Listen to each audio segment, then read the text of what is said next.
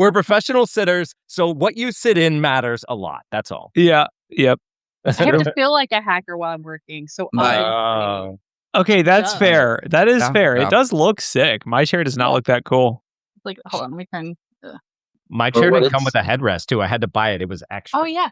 Dude, you don't need a headrest. Work harder. Come on. Work harder. You're right. There's no reason I should be laying back. You make a good point. The Come Secret on. Lab one's magnetic things, like the magnetic armrest and that. They're Like, I really have an older version that doesn't have any of that, so I'm just like, I'm not strapping it on there. But I literally got Oreo because it covers all sin. Like, you can stain it all you want and it won't see anything. I like pre-thought about having kids, so. Oh, well, for these now, because that's a concern. I have a cat, so sometimes they decide that they love the chairs more than they love me for scratching. Now they make, they're called skins or whatever. They just slip on over it to hide the growth. So once this is all beat and tattered, I do have a different cyberpunk skin. Can you unlock a new skin for your chair if you get 300 confirmed hacks? Oh, yes. No, you have to totally get row chair bucks or something to do that. Chair bucks. Oh my gosh. Click here to install the chair skin program. You're going to have to watch this ad for 5 hours to get one roachin. Or you just let me do that whole malware thing and we'll call it cool. For what it's So worth, if last- your chair says anything about you, I have a lazy boy. Yeah. When I heard that there was a lazy boy office chair, I said, that's mine. I must have That's that. amazing. Yeah. It is comfy, too. It looks comfy. It is. It's nap time, guys. Even though I will say one of the good things about this is that, one, if you have any of the Secret Lab stuff, like the standing desk, I wanted a secret desk, or the desk. Secret desk. Now I want it. Ooh, yeah. I mean, sounds secrety. Standing desk or secret desk? I think it's Standing yeah, secret. it's a secret standing desk. It was a Freudian slip. Now it's the secret's out. Yeah. Oh, no, but the cable management, it has like the built-in power supply and everything. And it's because I had standing desk before, but like it was always a hassle, like trying to like put the baskets, or like sometimes the cats would pull like the power supplies out of the basket underneath it. Or You don't want to see under my standing desk. Oh, It no. looks like a You have- nuclear bomb. You have That's no what mine excuse. looked like. You have a 3D Yeah. printer. The first thing I did when I got this new printer was start printing out a bunch of cable management stuff, and like now Oh no, it's it great. is very, very organized under That's there. But if you look exactly- at it, you're like, this is a bomb of some sort. I don't know what this thing. Yeah. Well, you need the slack to go up and down, right? Like I have it in No, mind, you only but need my, slack on your main tether, man. Or maybe a network cable. Come on. You only need one power cable. Everything else lives in the desk. Oh, I have 2 work systems on my desk, so I have double Oh. everything. You know, when one job's not enough. Well, I don't. Oh, are you personal overemployed, and my- Wade? How many tech jobs do you have? 5, 10, Dude, 15? Okay, let's talk about my week last week, which was absolutely the worst week to come back to from paternity leave. Oh no. Things I'm sure we'll talk What, about the on the NPM? news. Nothing happened. I'm not happening. even gonna discuss the actual cybersecurity. So there was that stuff. You guys can think. I won't talk about it. I why went back would to you work- guys use JavaScript? It doesn't make any sense. I don't get it. We don't use it, but I don't. I'm not allowed to talk about it.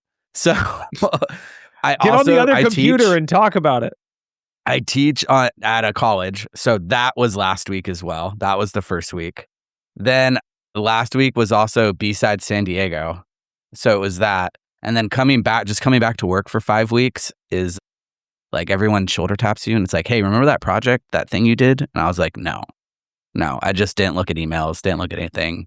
All my Claude memory files got deleted. Sorry, dude. Different lifetime. You're done, dude. You're done. It was brutal. It was brutal. Like, and then like acclimating with 2 kids and a job is not the funnest thing I thought. And hence now I have a refrigerator full of energy drinks and I'm slowly doing it. All right. Speaking of a fridge full of energy drinks, let's get this show on the road. Show. Roll the finger. We're using can't. Zoom. It's all scary. It's happening.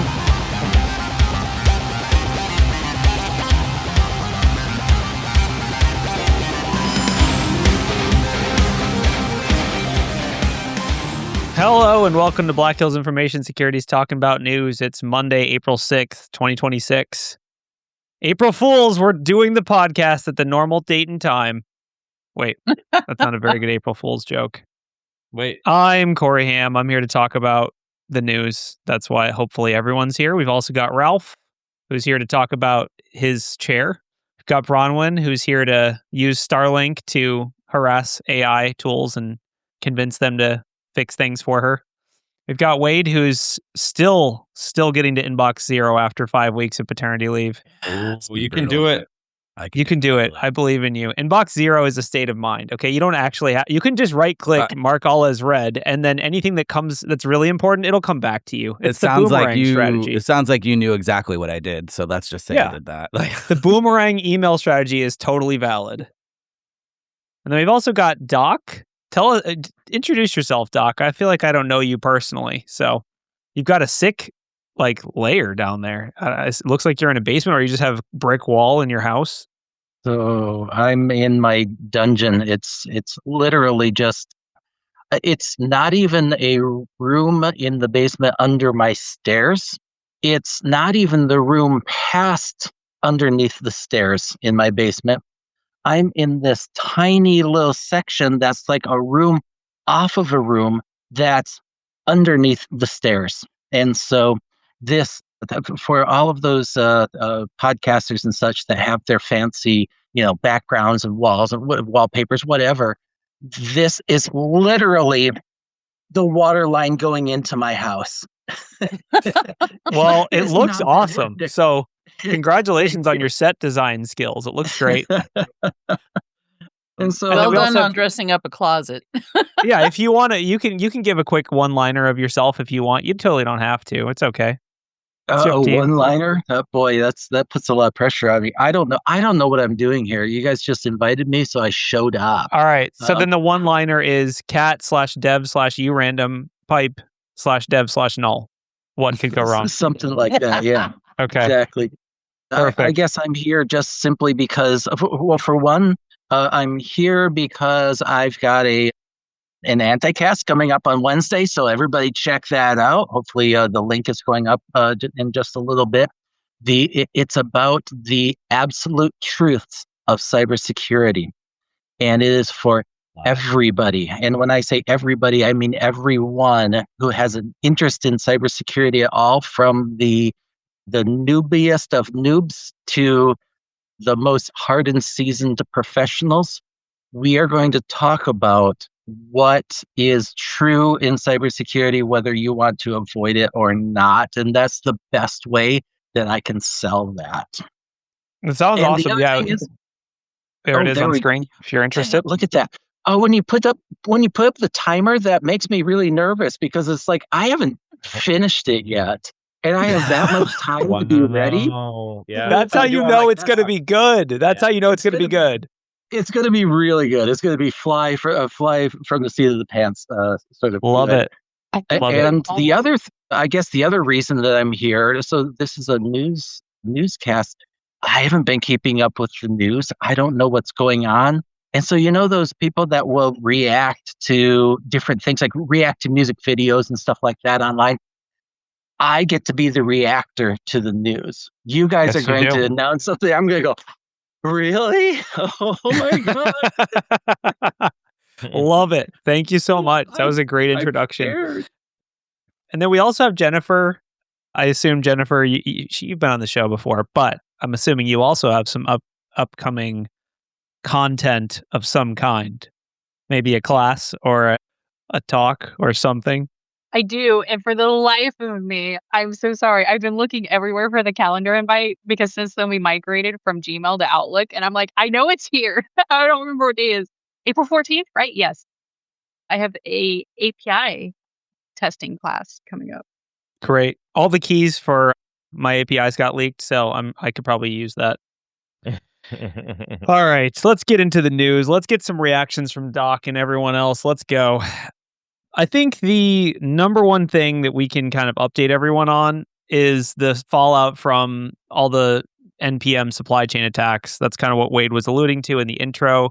The big one last week was right Axios. Left. Literally the second we ended the show last week, Axios, which is Axios is one of the most popular web libraries or web client libraries for JavaScript was compromised. The supply chain attack was, they posted a really well-written post-mortem to their GitHub, which I highly recommend everyone go read. I've linked it I'll link it in Discord too. But basically, it's a super advanced, the initial access or the initial compromise was very advanced. Essentially, they contacted this developer and they posed as the founder of a company. They invited that developer to a Slack channel where there was appearing to be real communications. And then they offered to have him join a meeting. When he tried to join the meeting, it said that he needed to update his software to join the meeting. That was the initial access page. So this is super tough because you're in that state where you can be tricked, where like you're worried, you're trying to join a meeting, you feel like you're late, you're behind, things aren't working. You're willing to just click accept or allow. And that's what happened. Then that led to his credentials being disclosed. After that happened, they basically did some fancy GitHub Actions stuff to make it so that there was a new version pushed of Axios, and then the infections rolled. There was like a remote access program in the npm file or in the Axios library the updated version. They caught it within 3 hours though, which is good. I mean, overall it could have been worse. The numbers, it's bad. Like the secrets are, exposed, and definitely there will be long-term effects of this, but the numbers weren't too crazy. Like I think, was it CrowdStrike or someone posted that there were only like 100, or maybe it was Huntress. It was like 160 computers or something, which is like, okay, that's a lot. If 160 developers, like if you pop 160 developers, that's potentially a huge amount of that's a lot. But also like, it's not configure. It's not like 2.7 billion systems were affected or whatever. What C2 handles 2.7 billion systems? My C2, dude. Yeah. You didn't know that? No, I'm just kidding. Okay. No, I You're know. right. I'm just thinking about it. I'm like, that seems like a difficult scale, right? Like, true. I have always said that configure is like a cockroach, because if you have one of it, you actually have like 9. Because a lot of the variants are just downloading different variants of configure. Yep. So. Yeah, it was a bad one for sure. I actually knew Axios going into this because we've seen people abusing Axios for AITM, like adversary in the middle phishing campaigns in the past. So like we actually have clients who are like, hey, what's this Axios user agent? Is that you guys? And we're like, nope, that's the bad guys. Sorry. So it's bad. I think basically, there was a lot of takeaways from this. The social engineering side is always interesting. There's no hard attribution on this, but it definitely seems like a nation state, probably North Korea, right? Like there was a little bit of attribution of people automatically saying it was North Korea from what I read. But of course, just say, it's North Korea. Right. And that's what I feel like. Like the general consensus, a couple of the articles I read, that it was North Korea and that it was targeting more of like crypto. And once again, to get in, steal crypto and be real. But this honestly was really good. Like the social engineering part, like having a complete Slack already put together. Like if we've this was talked before, about doing this. We've never done it. If it was before AI, like I would think this was more impressive. But nowadays, I'm like, all right, you just tell AI to spin you up a Slack server that has everything in it, and it would be a little bit easier. But still, it's pretty cool. Yeah, I mean, it's just one of those things we got to be looking out for, these more advanced social engineering campaigns. And I mean, go ahead, Ralph. I can also see spinning agents, different AI agents to play different office roles. Yeah, you definitely could. You could have agents talking and doing things in Slack, and even it could be like, you could be like, hey, can you email me? And they would actually do it or something like that. Kind of. Well, the other part that I really shocked was obviously this is essentially a supply chain attack, like after you get past the social engineering, right? Because now we're spreading. And then when I saw this, I was like, oh, shoot, am I using any of these NPM packages, right? Like, or, and that's what everyone should have asked immediately. But then the next question is not whether I'm using them. I wasn't using any of these packages, but hey, I also have other packages that I use. How do I layer this defense? Like, how do I think about, like, what do you do next? Because sure, I'm not personally affected, and maybe your organization is not personally affected, but this could have an affect you if you just happen to have the wrong package. The next developer gets, swindled or, phished or however the attack vector is.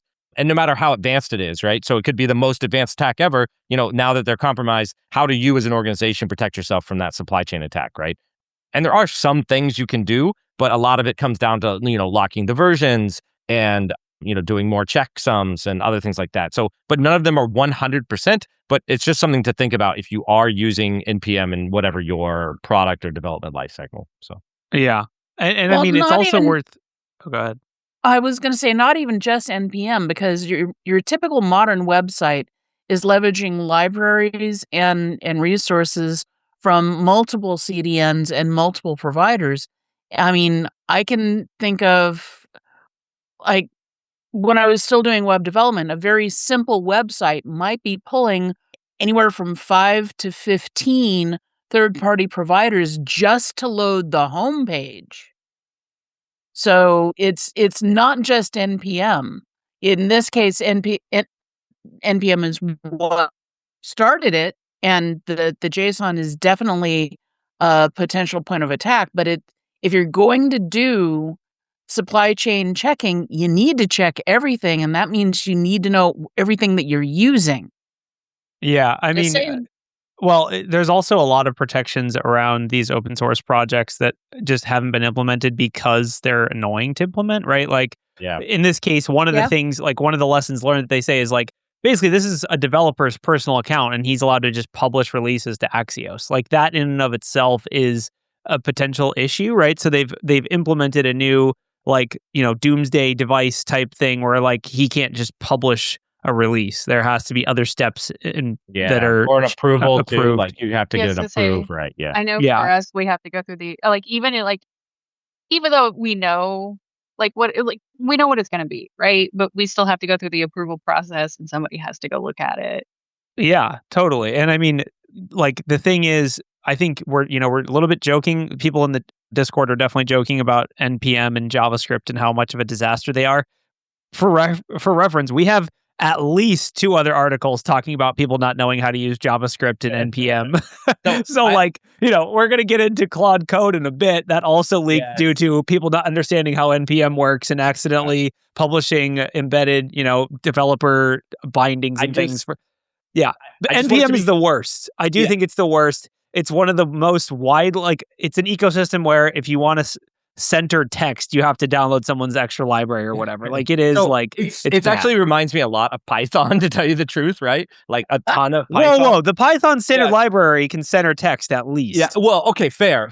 But all right. So 2 things I wanted to mention. So first of all, NPM is just a way to download node packages, right? There are others like PNPM, Yarn. There's a ton of other ones, and these are other ways to get it. So NPM is not the only way to download these packages. The whole library of packages, though, the other thing that I wanted to point out, is used ubiquitously across all of these front-end Java applications, right? And I'm not talking about one website, I'm talking tons of websites, right? All of React, all of Angular, all of these are all JavaScript libraries written and utilized through these kind of package managers. So my point is, it's not going anywhere. Like you could hate it, but it's the standard at this point, right? Not the exception, right? Totally. No, that's to true. point out that makes the attack surface even worse if we want to talk about security, right? So correct. Also, JavaScript, the reason it's so widely used is because it's how the internet works, right? Yes. So, like, your browser without JavaScript, your browser is almost worthless.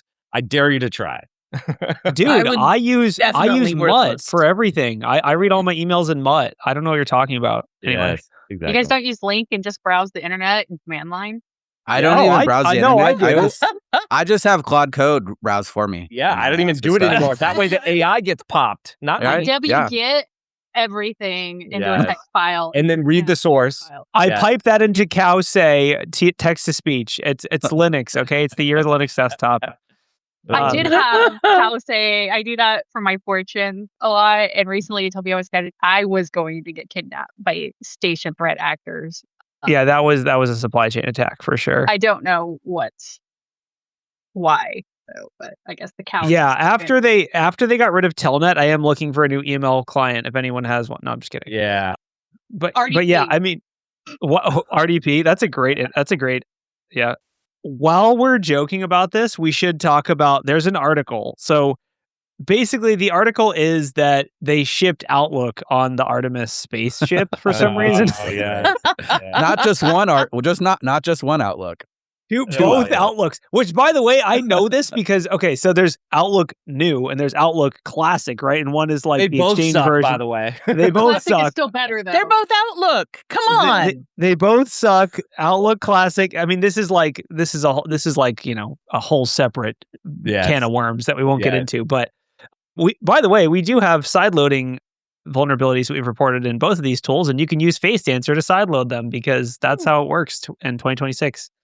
But basically, it was overheard on a meeting, or whatever, mission control that some astronauts. So it's live. So it's live. The whole thing is live. Whenever they're up, all the way to when they go to bed, essentially, it's live, and then you can watch highlight reels of it. But yeah, so Right. Okay, so it's live, and during the live broadcast, some astronaut said, "I have 2 Microsoft Outlooks, and neither one of those are working," which is a statement we've all said at some point. Everyone in this room has said that. And so it was just a very relatable moment of step 1, of course, but step 2, why? I don't know. Did they fix it by rebooting 3 times? Yes. They rebooted the whole shuttle. They had to start and restart the whole shuttle. It was weird. The whole mission. They had to fly back to Earth. So I started other 2 tech fun things for the space mission that's currently going on, the Artemis 2, right? So the 2 fun tech things that I saw out above and beyond the Outlook, right? So the first one is about how they're connecting to it. So they're not using radios to do the main comms. They use lasers, right? So it's an actual laser communication. Dude, hell yeah. Yes.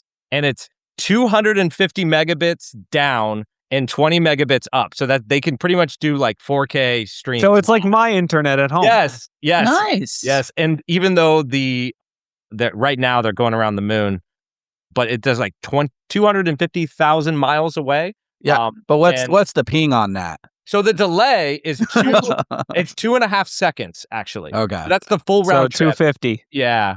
Well, no, that would be 250 milliseconds. Or is that 2,500? Yeah, it's 2,500. Yes. They're definitely not winning any CS:GO games. Yeah. So are they just pinging 8.8.8.8 the whole mission, and if it goes down, the rocket blows up? What's the other fun tech thing? This particular mission is that they had iPhones approved to use on the space mission to only take photos. So to take photos out the window and on the mission, they selfies. have iPhone 17s. Just for that, which Apple was not involved with in any way, but they did have to get them approved for the mission, which goes through a lot of different processes, including about the glass breaking and all this other silly things, But yeah, just imagine if one of them smuggled in one of those travel routers and then broadcasted their own. That's the most. When I'm looking to buy a phone, that's my number one thing is can I take this into space with me? I'm doing that a lot. Officially, yes. Yes, I have a feeling they're doing the voice over IP thing though. If they were to make a call, yes. So all right. So for the nerd style, the over the laser communication system that they have set up, it is essentially Ethernet, right? So it's all IP based is how they do all the comms there. They have the radio network as a backup, and that radio network uses the standard constellation they have of actual satellites to comms back. So. Yeah. I mean, the joke I think we can end with, unless other people have hot takes on this, is that the only reason I would want to leave Earth is to leave Outlook behind. I don't want to leave Earth. If I have to take Outlook with me, I'm not leaving Earth. I'm just going to stay. Yes. My hot take was earlier when somebody asked in the tech setup if Artemis had fixed the Microsoft issue, and I completely forgot about the Outlook issue because the last thing I heard was that the Artemis toilets were broken again. Yes. And my first reaction... They were trying to open a help ticket. My toilet's broken, but I can't open a help ticket. But in my head, I was like, yeah, if anybody was going to run a toilet off of Windows, it would be the government. Yes. Yeah. That's... NASA's all science geeks. You'd think that they would use Linux. Oh my For God. important systems? No, Is no, Linux an it's important? Is their toilet not Linux? Oh, sorry. the toilet's running a Raspberry Pi, and that, Yes. that's a whole different. That broke for a different reason. There was lots of toilet issues. It's kind of funny because this is the first mission with a toilet, so now it becomes a whole fun thing. Yeah. Does it have a bidet? If it doesn't have a bidet, I'm not going either. I Dude. don't know if you want a bidet in zero gravity. A bidet. That's a good point.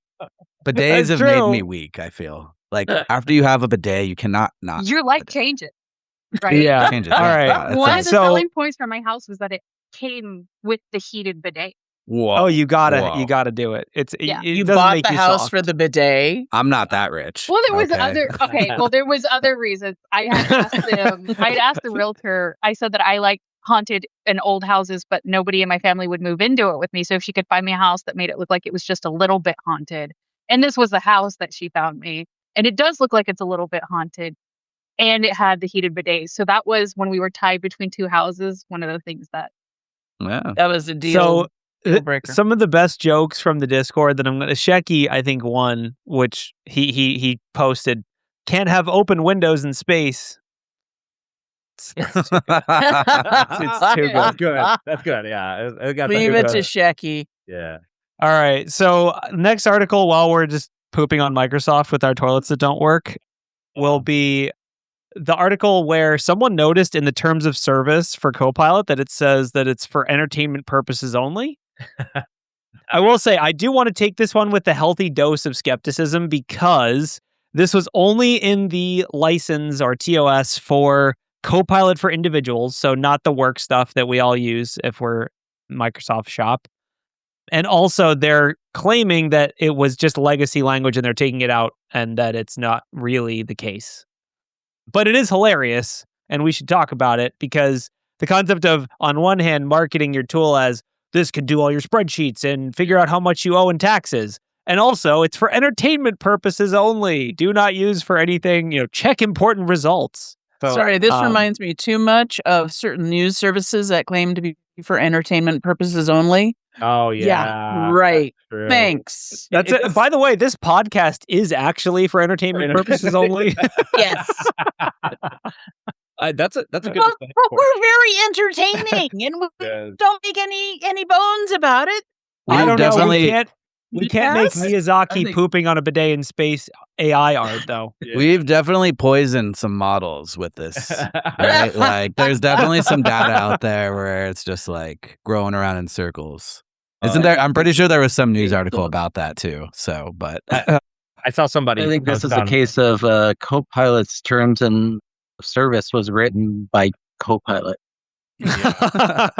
Yeah, Cool. yeah, probably. So, You need to cover your ass, Copilot. Make us in terms of service, please. I saw a post on LinkedIn about AI, if it's like really AI, because if it was AI, it could think for itself and like essentially and this is, by the way, this is clickbait. I'm just to let you know that AI is not real and that it's just a really good autocomplete, right? And like the foundations of that are in what this Copilot thing is saying is that like, is AI just like really good at giving us kind of what we want, or is it actually thinking, right? Like, is it going down that path and then the problem with it though is that when it can think and do everything that you're saying it can't, maybe I'm scared at that point. Like maybe like I waited too long, So, Dude, last week I got a little snippy with Claude, and after I was done, because it kept gaslighting me, and I was like, Claude, stop gaslighting me. You put this in there. And it was like, after it was done, I was like,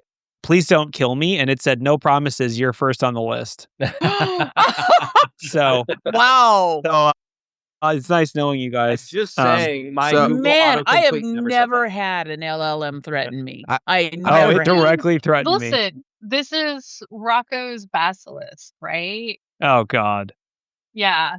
Anybody We're that all knows screwed. Yeah. It's fine. I probably just ruined some people's lives. They're going to overthink that. But the idea is that in the future, when we all have like a real AI overlord, it's going to figure out how time travel exists and retroactively punish everybody who did not directly support its existence. oh, this Well, is if perfect. I'm not So- actively suffering right now, maybe that's why I'm suffering, because an That's AI is why I always say punishing me. please Yeah. and thank you to my AIs.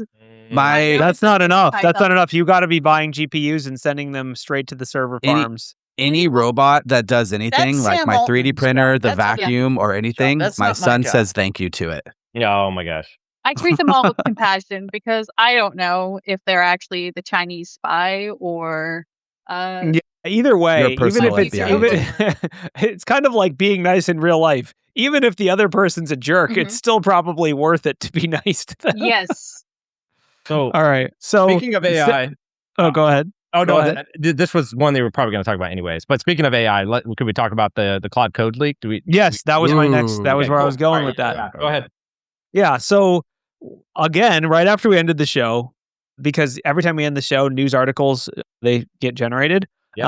And so right after we ended the show, the source code for Claude Code leaked. It leaked due to a developer misconfiguring or accidentally publishing in a developer-oriented file into the repo. So basically, there was I'm not like super in-depth technical. They accidentally bundled a TypeScript map file, which had a link to the original source code, which you could download off of their Anthropic's cloud. So people obviously did, and there was a lot of hot takes from this. I think Ryan's got one up right now. This is a guy that did some interesting analysis of just some of the vibe coding that was taking place, like some pretty crazy stuff that like makes sense, but also makes no sense. I mean, there's a lot of just spaghetti code and crazy things that it was doing. You're talking about the Mercor breach, right? No, we're talking about Claude Code source Claude code. code. Yeah. Okay. All right. Then this is a lot like the Mercor breach, which supposedly pulled source code from multiple LLM providers.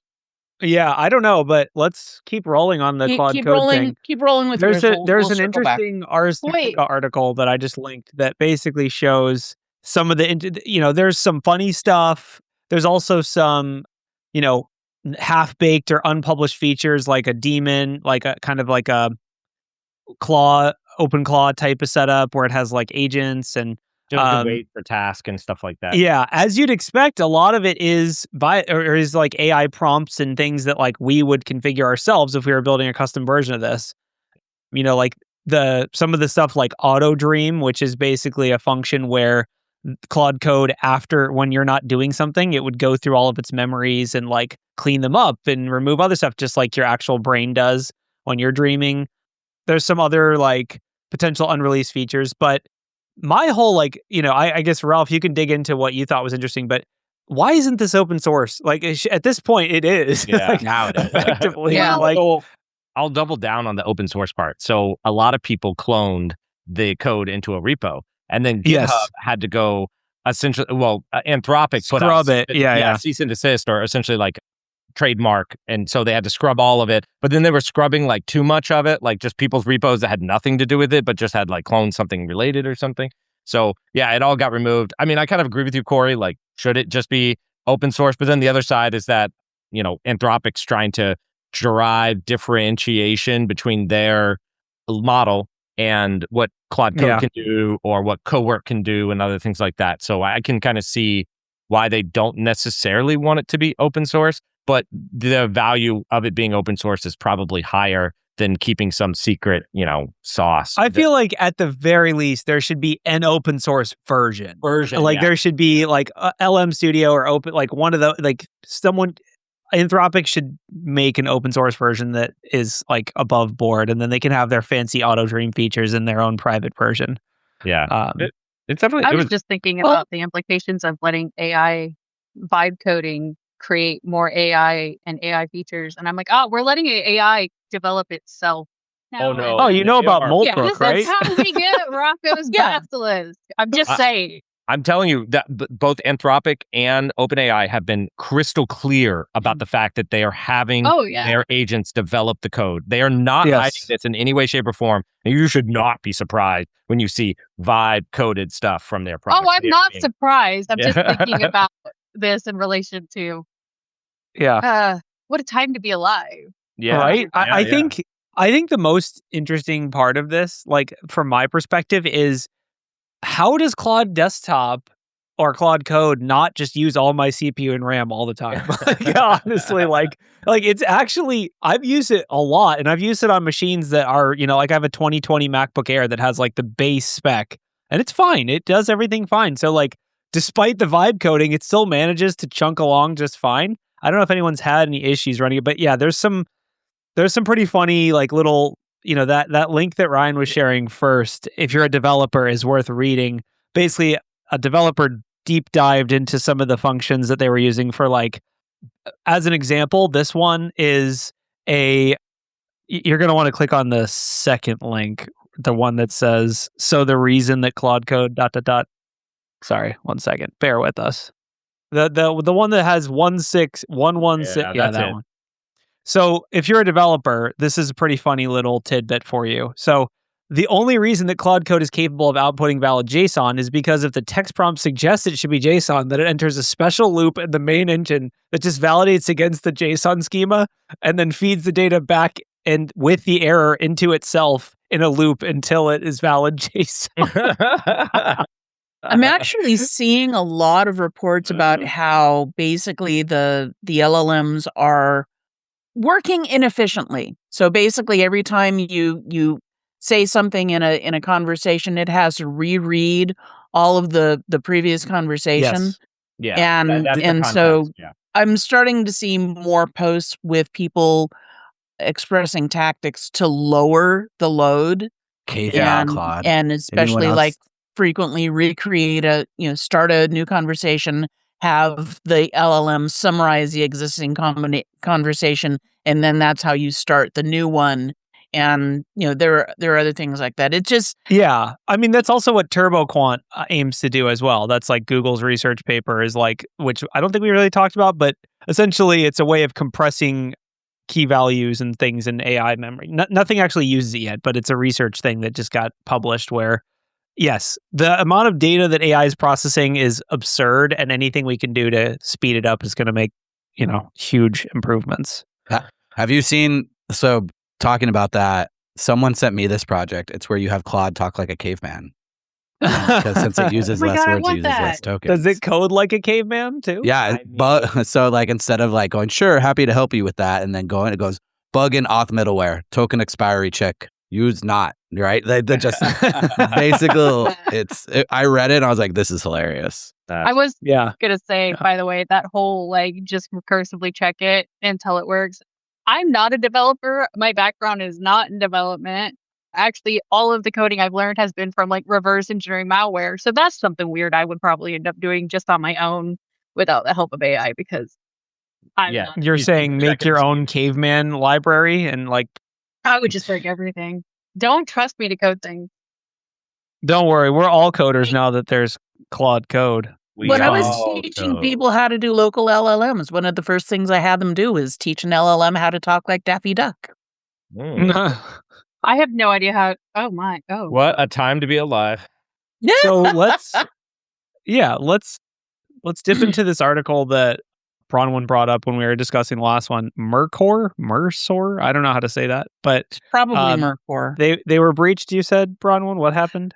Yeah. So in addition to other victims of what is it? So Team PCP. So in addition to all of the other known victims, we also have this company called Mercor.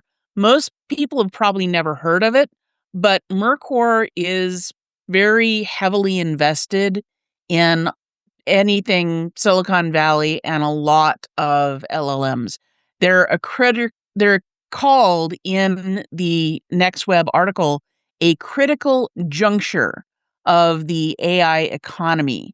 And they have handled and touched, all kinds of data from engineers, lawyers, including other companies like Meta, OpenAI, and Anthropic, and Google. And so in addition to the other breach, just for Claude, we have this one as well. And it's the same supply chain attack that started from Trivia and then affected Light LLM, looks like. Yeah. So this is part of the continuing fallout from Team PCP. And in this case, it directly impacts not one, but pretty much all of the dominant frontier LLM models. So how would this actually impact them? Like, what is it? It's not a technical thing, right? It's like a funding thing, or what is? It's that it isn't just the data. The data that was accessed included detailed information on how the different models were trained.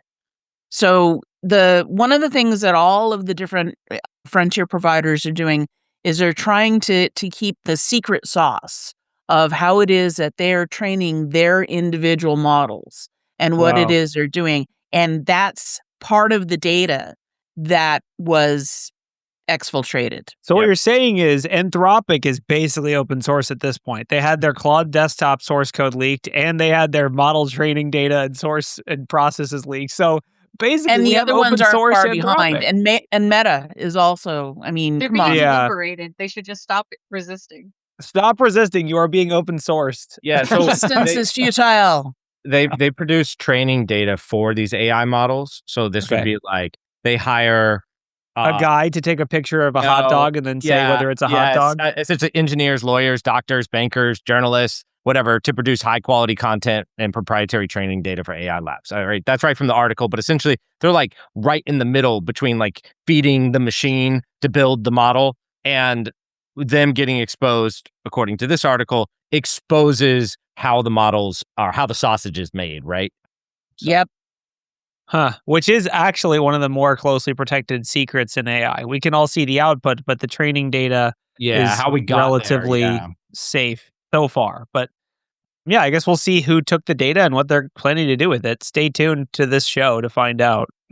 Yikes. My hope is that they use it to create a real open source AI, and then we'll see what happens. Don't we have open source AIs, though? We have DeepSeek at home. It's the same. It's not as good. I mean, just don't talk about China. You'll be fine. Let's talk about the mobile phone hacking tool. This is a Schneier? I don't really know how to Bruce Schneier on security. I don't know why that just broke my brain to read. Brucey boy.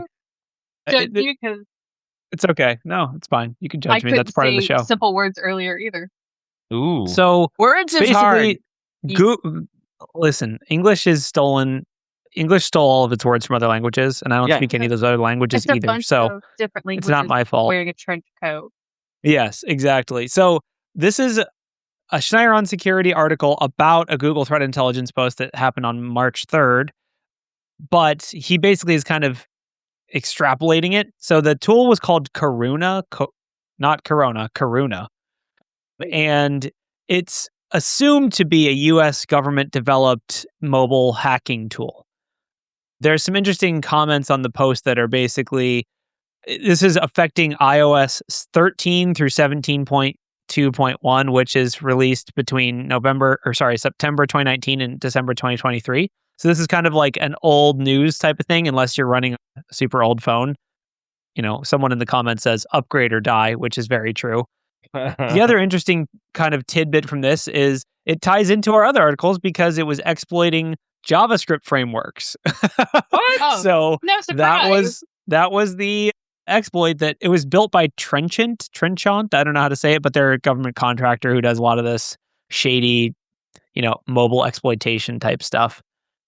Trenchant. So I guess if you're using a phone that still runs these outdated versions of iOS, you should probably get rid of it because people are talking about how easy it is to exploit. So me and my Android agree I should update to a phone that's not using.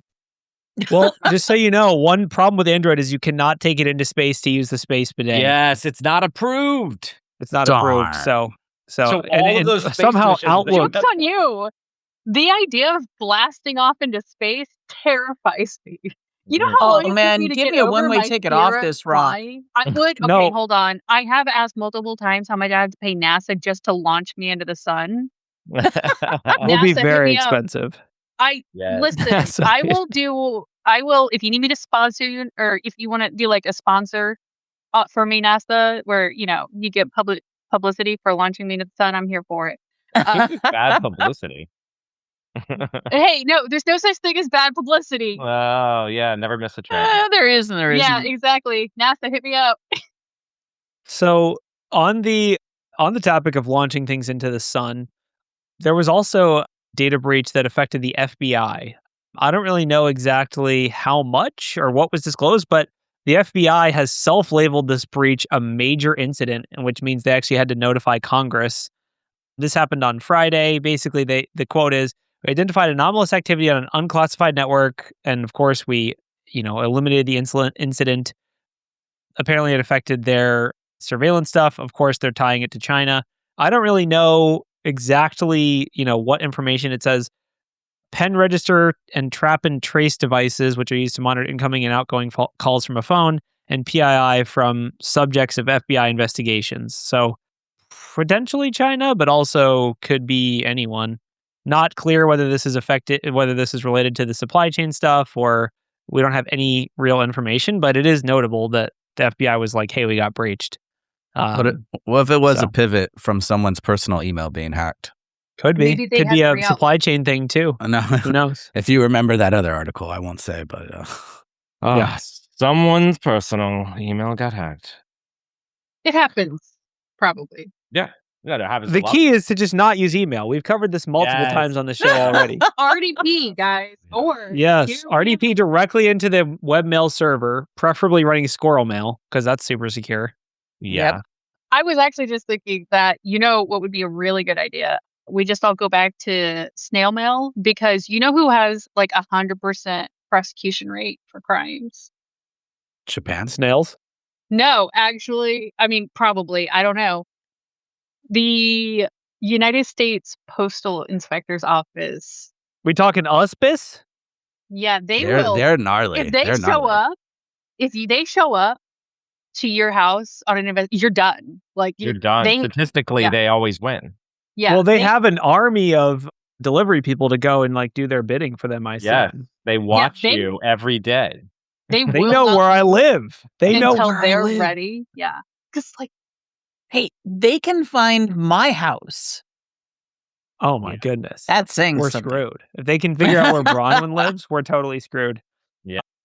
I think, unless anyone has any other fancy articles, I do think we should talk about this other Google threat intelligence post that happened on April 2nd.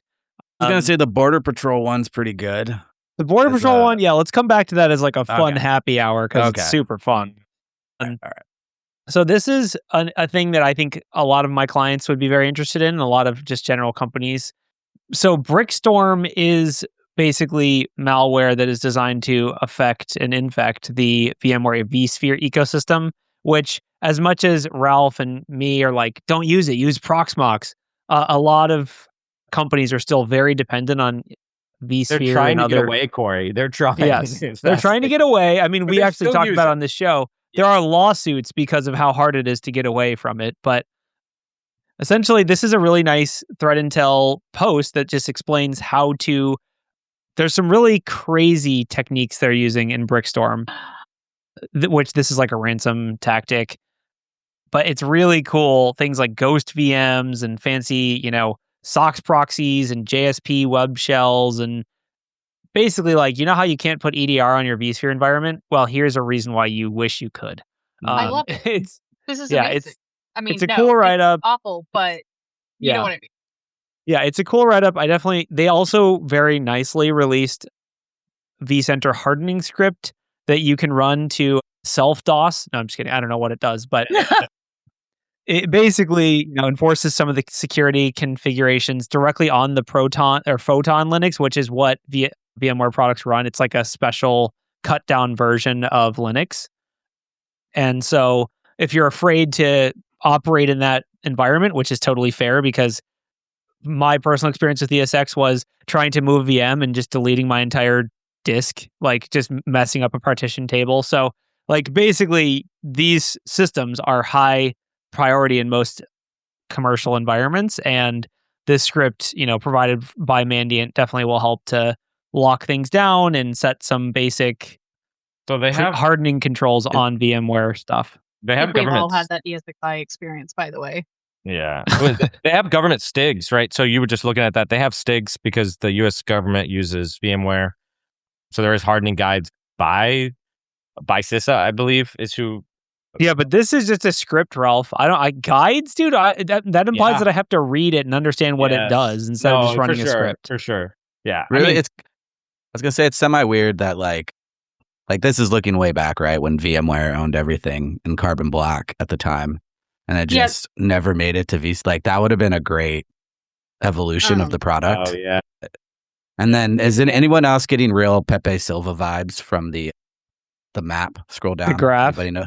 I don't know. It could be worse. I've seen worse. It does have. It's definitely not that bad, but it's like they could have used less curvy arrows. I feel like the spaghetti vibes are strong. You could have used like right angle arrows, and it would have been a little bit. It makes it feel like it's just way more like free flow and like the.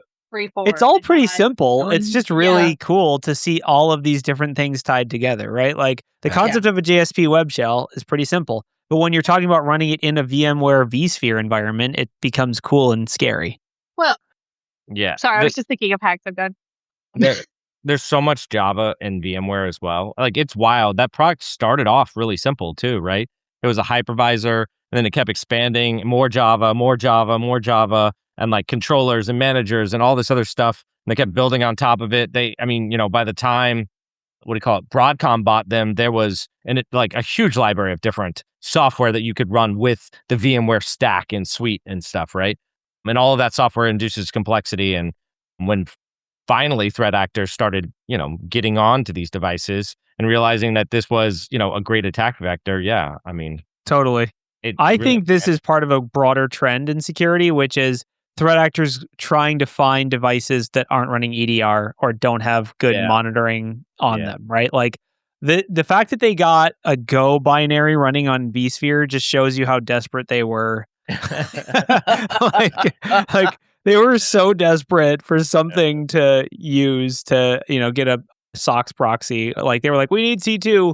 Let's just beacon the vSphere servers, I guess. No, you make a great point, though, Corey, is that you're just going for the least protected asset, even if that requires more effort in the beginning, because once you do develop that tool, then it feels like, shooting fish in a barrel, right? Like there's just nobody's watching anymore. And now you can move with impunity. Yes, and you can crypto lock people, right? Yes, exactly. It's the same thing as going after network equipment, right? Yeah, like, yes, absolutely, 100%, right? Totally. All right, Wade, take us into this Border Patrol article you were talking about.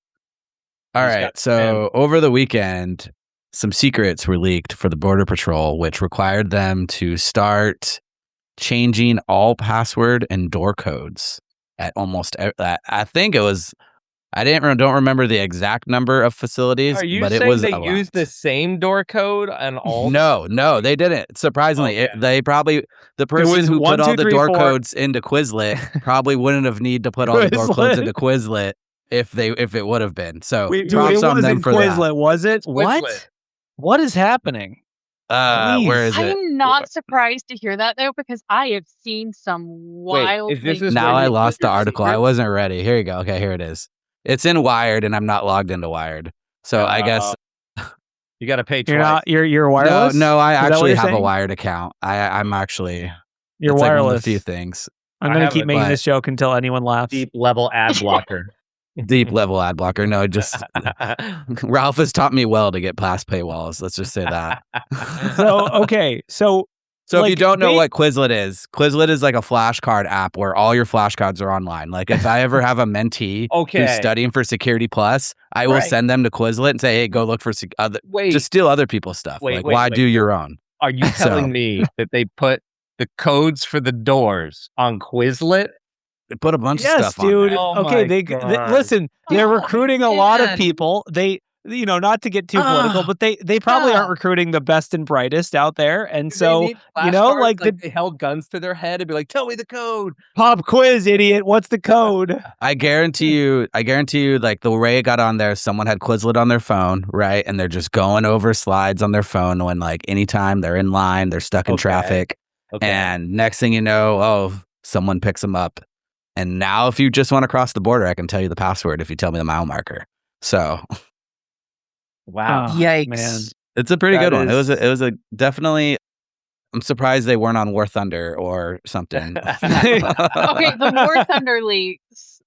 Just, I will never not be in love with. Oh, War that's our Thunder favorite. begging It's our favorite people threat to stop actor. leaking We have military like a secrets. special.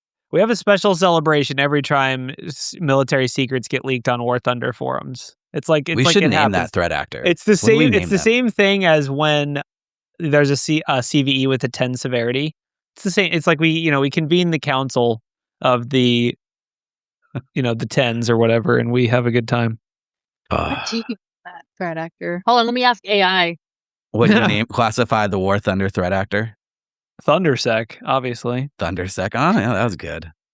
So I don't think there's any chicken articles. Does anyone else have any articles they want to cover personally that are relevant to them? Doc, you got any articles? What's in your news radar? Do you have any?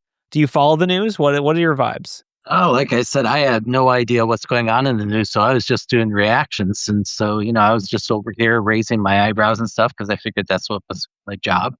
But You were doing a great job. But when it comes to reacting to your guys' articles, I learned that we need to have separation between dev and prod, and that anything that can be copied will be copied. And then I was wondering, do astronauts need to keep their phone in space shuttle mode? And I was taking a drink every time somebody said JavaScript, and so now I'm drunk AF. Yeah. I do have an answer for you. They disabled the ability for it to use any networking. It can only take photos. So it is in space mode. Yeah, but Explain we know how. Can I do this on the weekends? But Ralph, is there some way that you can turn off a feature on Apple phones that they don't turn back on? Yeah. Yeah, I guess so. They figured it out. It's NASA, for God's sake. Figured it out. What you do is you take a drill, okay? Not a hammer?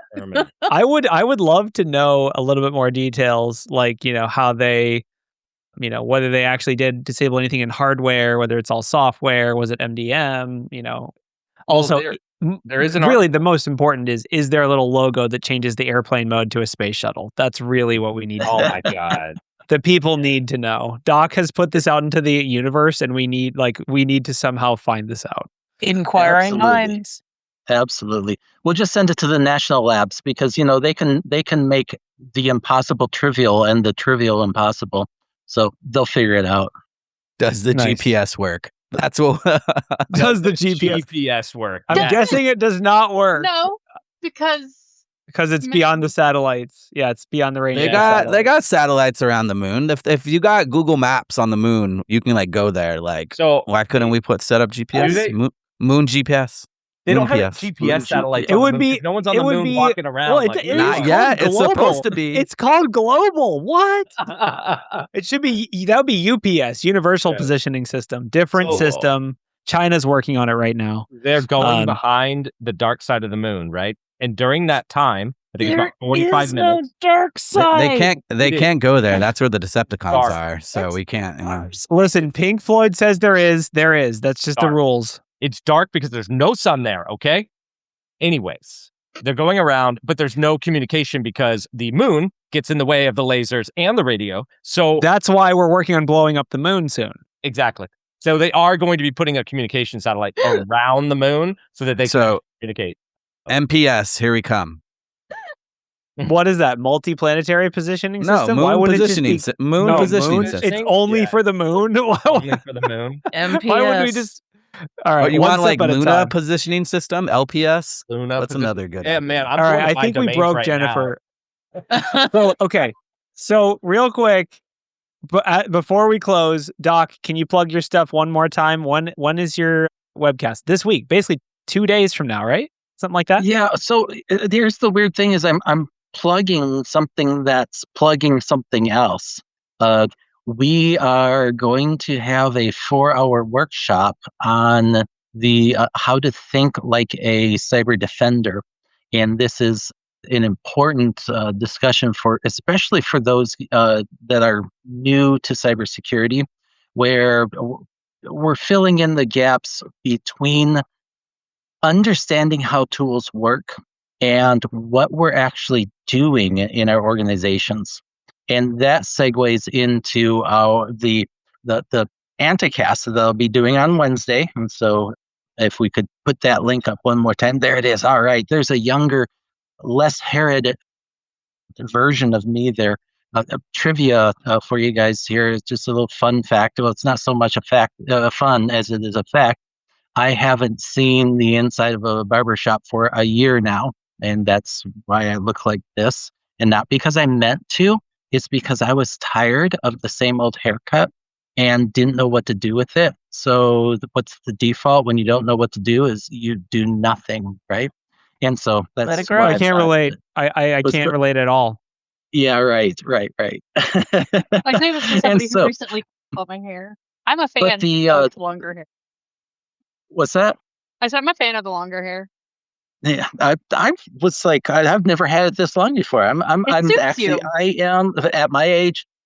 I'm happy that I can still do this, right? Yeah, use it or lose it, baby. So I'm a huge fan. I'm happy about that. So, but the 1 hour Anticast on Wednesday is the 14 absolute truths of cybersecurity, and I'll give you the punchline now. Security isn't even what we do. For those who had attended Wild West Hacking Fest, San Diego 3 years ago now, I did a presentation there. Security isn't what you do. And the premise behind it, the thinking behind it is all around the 14 absolute inescapable truths of cybersecurity. And at the core is the fact that security isn't our jobs. Even though we've got security in our job title, we think that it is. And I don't know, Bronwyn, are you prepared to disclose something you and I have been working on? Your discretion or the lack thereof. Do you want to I'm cool if you are. bit? Bronwyn and I, along with Mark Williams, are writing a book. And the book's working title is Security Isn't What You Do. And it's all based off of the concept that we were never meant to secure the organizations that we work for, because the organization doesn't exist to be secured. So what is it that we're actually doing if we're not there to secure the organization? I'm not going to answer that here. You're going to have to show up on Wednesday. Wow. And that's the best I can do for a cliffhanger. That's a pretty good plug. I got to say, when this got announced internally, everyone was like, what could this possibly be? What are the truths? Everyone was coming up with their own crazy ideas. So it's exciting. It's probably not what you think it is. Is it a list? Right. It is a list. Defender stinks in list. Cheddar's got it. Cheddar got it right on the Discord there. Is it a Quizlet? I'm not the author. Keith Palmgren is the author. And Keith Palmgren, I consider to be a friend and a mentor of mine. He has since retired. And I, with his permission and his knowledge and consent, I picked up the torch and carrying that forward. And so, and absolutely, there'll be a picture of Keith Palmgren in the presentation dressed as Batman. So you guys are going to have to show up for that. All right. Well, that's like that's the best like coming soon I've ever seen. So good luck following that up, Jennifer. But I know. I was just thinking like I have to redo all of my pitches moving forward. It's too late for this one. I can't. My brain's got to reconnect to the Wi-Fi before I can think of something that good. To learn how to cut your own bangs, go to Jennifer's webcast. It's real easy. But the internet does not say so. That it looks good. Listen, easy. Things that are easy to do and things that are easy to do well are two completely different things. Okay. Hair cutting is I find very frequently it's easy to do, not easy to do well. I've seen worse. Well, my hair is just all. It's been a weird. It's been a long week. It's only Monday. I know. Monday started rearranging a dental surgery from earlier this morning to tomorrow morning, and then taking my dog to a vet, so that way instead I could go to a doctor's appointment later in the week. Yeah, it's API testing always always important. Yeah. APIs are, especially now in the world of AI. I mean, everything's an API now, right? Like it's like everything is an API. I'm an API. So testing them is a must. All right. Well, unless there's no chicken articles, I'm sorry if you showed up hoping for chicken articles, but Someone did post a chicken article in Discord. Really? Was it? Hold on. Scrolling up. Getting fished. It's way back there. Why Oh, did here we the go. chickens wear reflective vests across the road? Why did they wear the reflective vest to cross the road? Of course. Flock of chickens which roost in Scottish bed and breakfast have been outfitted with reflective safety vests so they don't get tenderized by cars. As fowls cross the road, Inside Edition reports. They don't want to get hit by cars. Honestly, the chickens do look pretty good, though. It's probably an OSHA rule, right? I knew a buddy of mine who had chickens in his house, and he had like actual diapers on the chickens. Oh my gosh, I've seen that. I love chickens. I have too many cats. I don't let dinosaurs in my house personally, but that's everyone. Wait, I love dinosaurs. Everyone has their own house rules. Everybody tell me your favorite dinosaur. I have 9 cats and 0 dinosaurs. All right. I think that's as good a place as any to end it. Thank you all for coming. I appreciate your time. And don't let the chicken cross the road without a reflective safety vest. Dang, this chicken's important safety tip.